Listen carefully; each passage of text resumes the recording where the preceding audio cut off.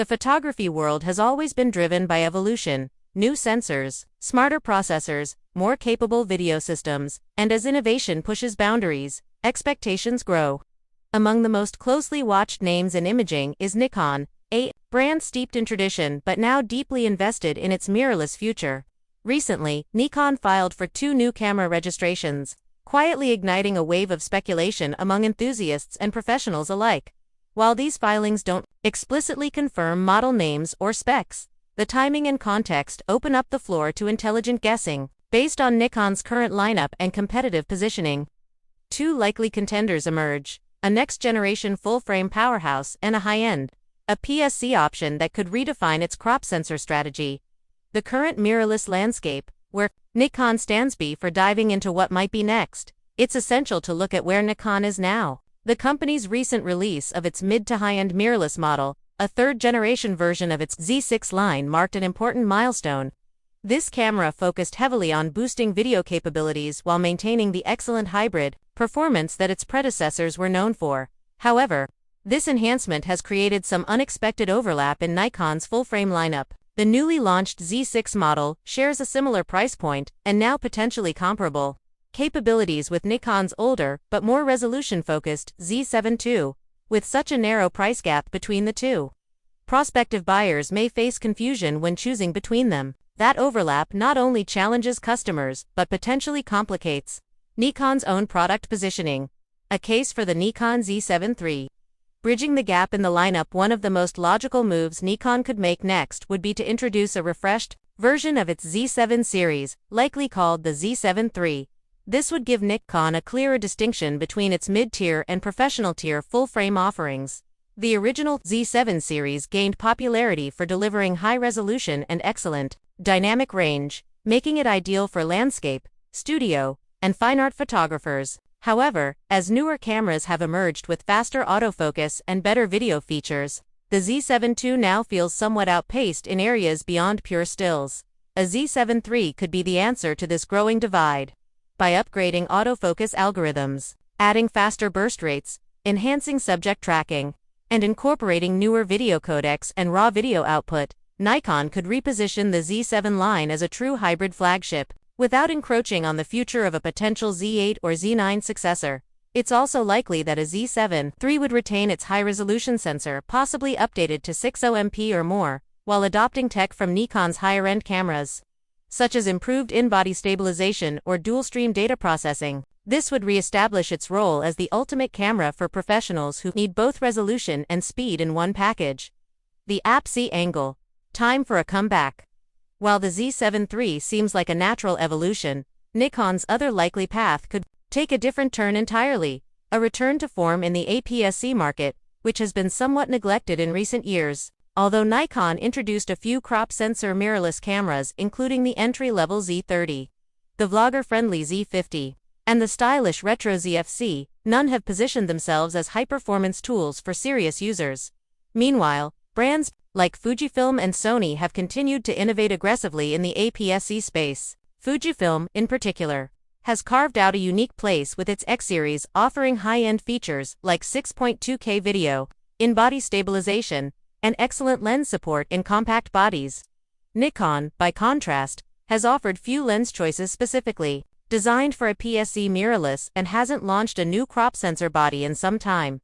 This creates a real opportunity.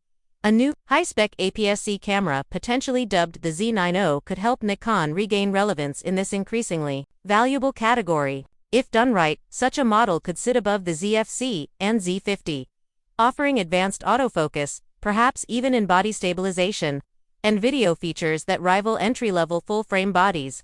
It might also adopt a hybrid aesthetic, part performance machine, part retro-inspired eye candy. Why now is the perfect time for a APS-C reinvention? There's strategic logic behind releasing a high-end APS-C camera right now. Recently, Fujifilm implemented a broad price increase across its product lines. As a result, many photographers who previously saw Fuji as the sweet spot between affordability and performance may now be looking elsewhere.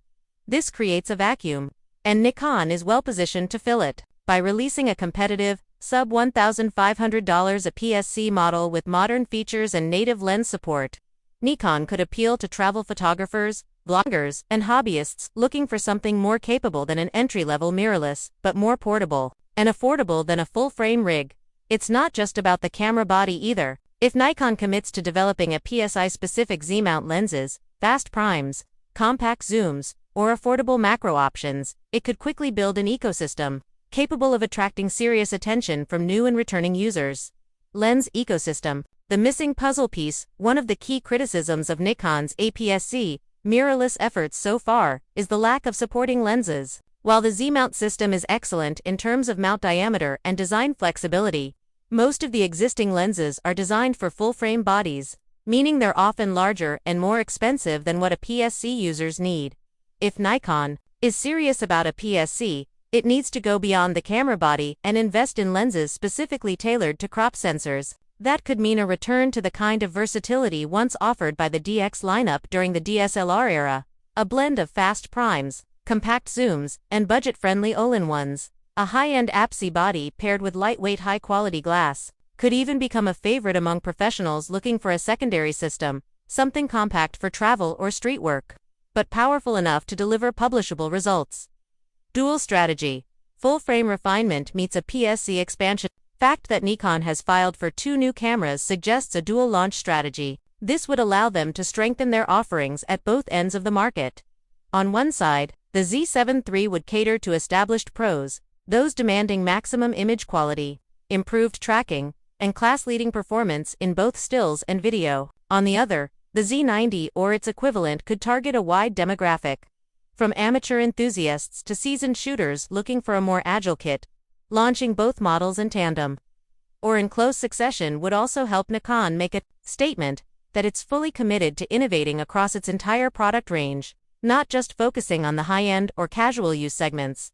Pricing and market positioning. With competition heating up and inflation reshaping consumer habits, pricing will play a pivotal role. The Z7III is expected to come in at a premium, likely above the Z6III's current $2,499 tag, possibly around $2,999, or slightly higher depending on features. This would give it enough breathing room above the Z6 line and position it against Sony's A7R series and Canon's R5. The APS-C camera, meanwhile, would ideally fall somewhere between $1,200 and $1,600. Above the Z50 but well below the Z5 or Z6. This would allow Nikon to target hobbyists upgrading from smartphones, YouTubers stepping up from compacts, and DSLR users finally ready to switch to mirrorless. What the future could hold. These registrations could mark the beginning of a broader strategy to diversify Nikon's offerings and reclaim ground in markets where it once dominated, whether that's through a high-resolution, full-frame mirrorless body or an enthusiast-grade APS-C powerhouse. The brand seems poised to make a meaningful impact with firmware improvements, better video codecs, and enhanced autofocus algorithms. These upcoming models could embody a new phase in Nikon's mirrorless journey, one that finally balances its storied past with a bold, competitive future. Conclusion. Strategic evolution or full reboot. 2 cameras. 2 potential markets. 1 brand looking to cement its mirrorless legacy. If Nikon releases both a Z7 III and a high-end APS-C camera in the near future, it would send a clear message that it intends to compete across the spectrum, not just in flagship spaces, but in the hearts of hobbyists, content creators, and longtime DSLR converts. This could be the most critical phase of Nikon's mirrorless evolution yet, not just keeping up with rivals, but setting the pace.